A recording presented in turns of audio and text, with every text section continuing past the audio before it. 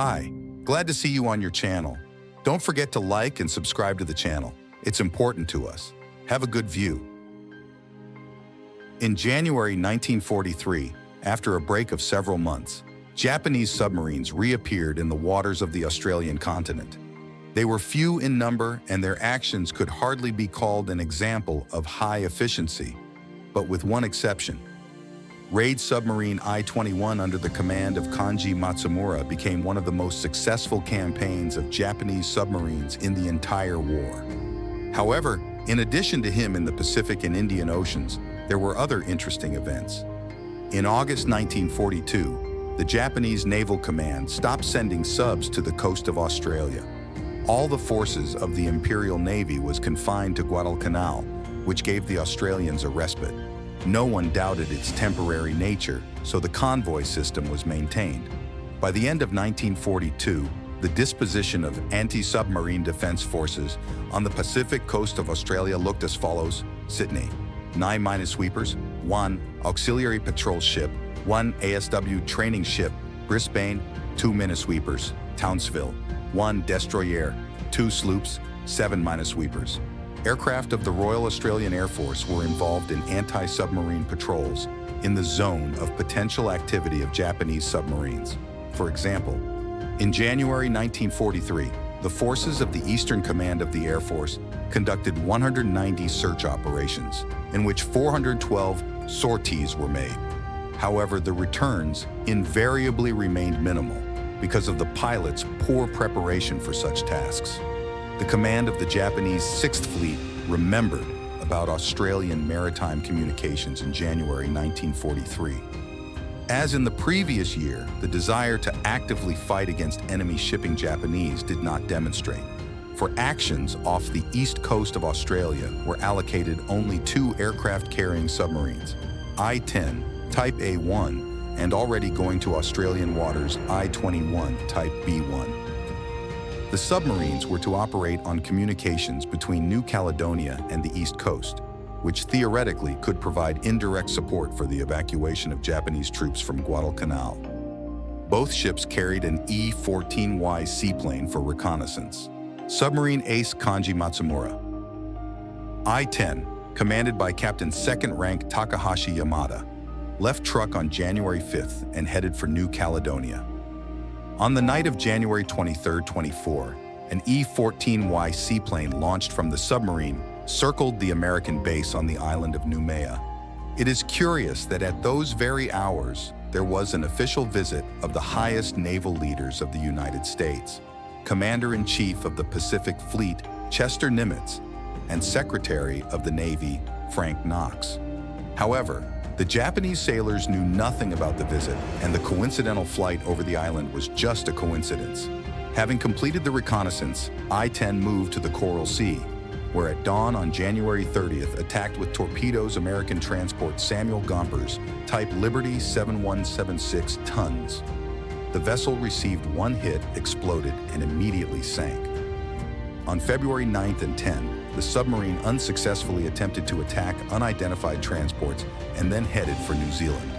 On March, Word New Hebrides I-10 torpedoed the American tanker Gulf Wave was damaged, did not sink, then returned to Truk on March 12th. I-21 commander, Captain 2nd Rank Kanji Matsumura, left Rabaul on January 7th and immediately headed for the Pacific coast of Australia.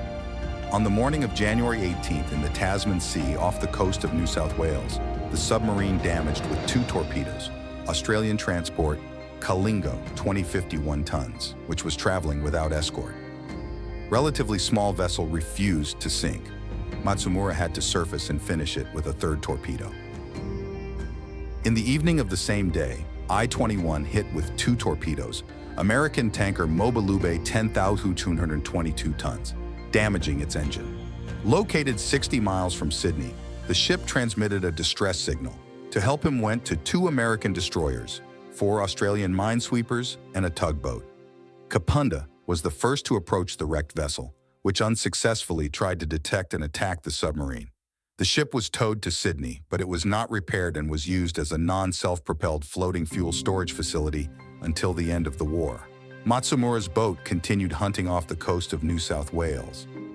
On the evening of January 27th, off Lord Howe Island in the Tasman Sea, she underwater position damaged one torpedo American transport, Peter H. Burnett type, Liberty 7176 tons, with a cargo of wool and mail. A tugboat was sent to the aid of the distress caller by a senior naval officer in Sydney, but the civilian crew refused to put to sea without an escort. The rescue expedition did not put to sea until January 25th, escorted by Australian and American minesweepers.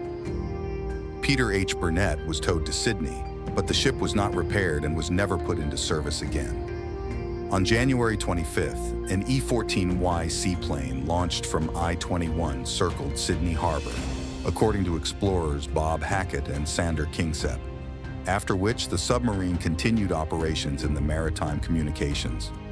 On January 30th, an unsuccessful attack on the British ship Jiang An took place.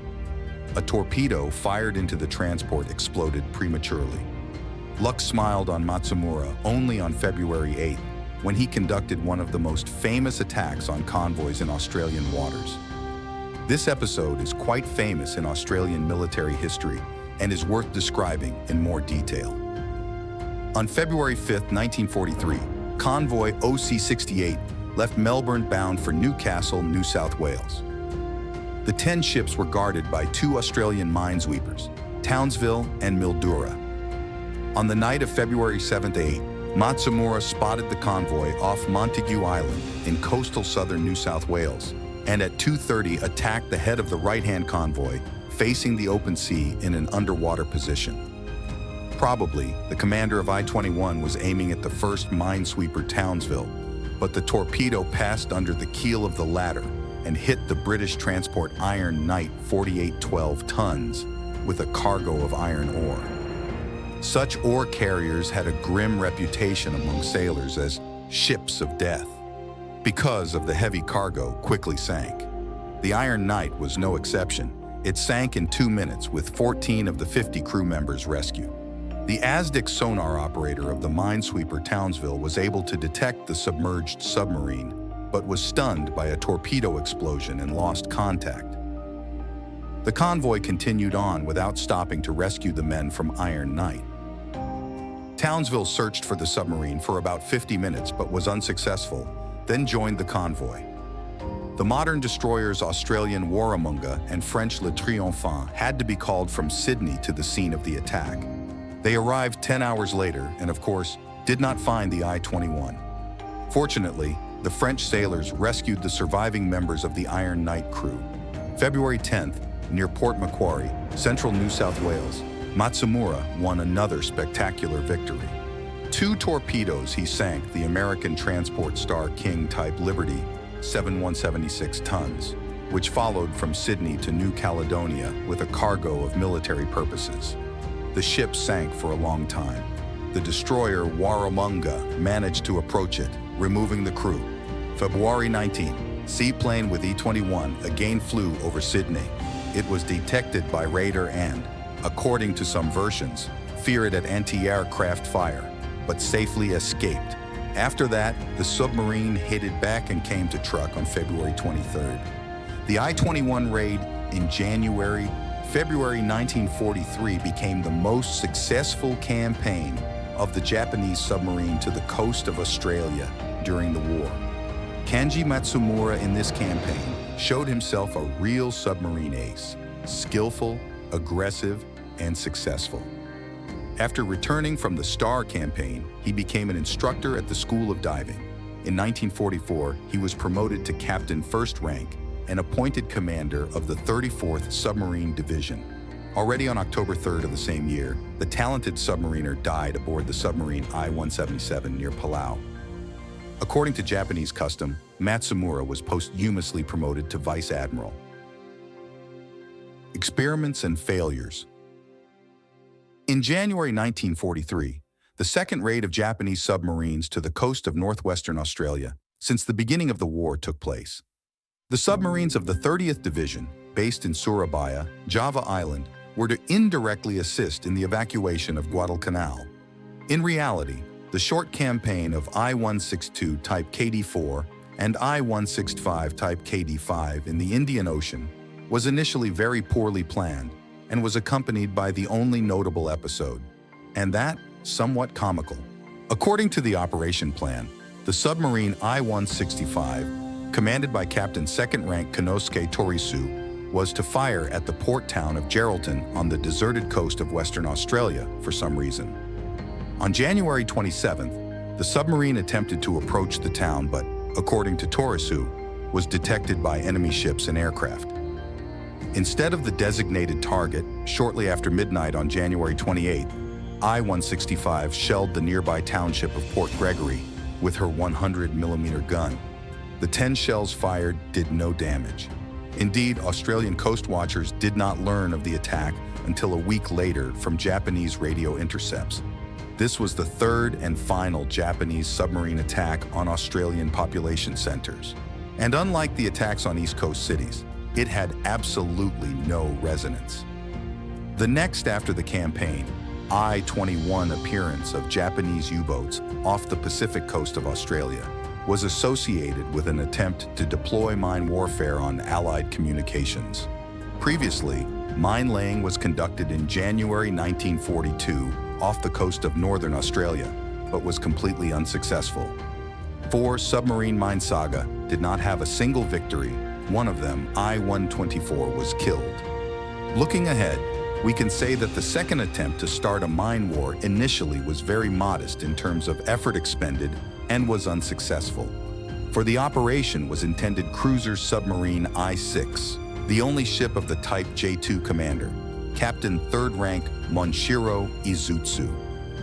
Being atypical for the Japanese Navy aircraft-carrying cruiser submarine, this time I-6 was armed with 9 purchased in Germany, marine magnetic mines, TMC, designed for placement through torpedo tubes. On March 2nd, the submarine left Truk and headed for the coast of the Australian state of Queensland, reaching it on March 10th. On the evening of March 13th, I-6 laid all 9 magnetic mines at a depth of 20–30 meters on the approach to the port of Brisbane, the state capital. Having accomplished her primary mission, the submarine began free hunting. On the afternoon of March 17th, Izutsu attempted to attack the small local convoy, BT-44, 2 ships escorted by the Australian minesweeper Gympie, traveling within the state from Brisbane to Townsville. I-6 fired 2 torpedoes at the USS Charles C. Jones, but missed. The convoy's ASW training aircraft, Avro Anson of the 71st Reserve Squadron, Royal Australian Air Force, and the minesweeper Gympie attempted to locate and attack the submerged submarine, but were unsuccessful. At sea, I-6 received orders to abort the voyage, proceed to Rabaul, and perform supply missions for ground forces on New Guinea. On March 27th, the submarine reached its destination. As for the mine barrage off Brisbane, it turned out to be laid out of the way of Allied shipping. On March 24th, the mines were accidentally discovered by the Australian sloop Swan, which was conducting air defense exercises in that square. 2 munitions exploded from shells falling into the water from the sloop. Then the minesweeper Gympie found and destroyed another mine. The other mines disappeared without a trace, although they were searched for several months. Japanese submarine operations off the coast of Australia in the early months of 1943 bore the mark of a peculiarly Japanese approach to submarine warfare. The submarine campaigns were not characterized by high efficiency, and some of them were obvious failures, poorly conceived and executed. These included the shelling of Port Gregory and the mine laying off Brisbane. A pleasant exception for the Japanese was an impressively effective raid I-21, in the success of which played a significant role in the talent of Kanji Matsumura and, perhaps, some luck.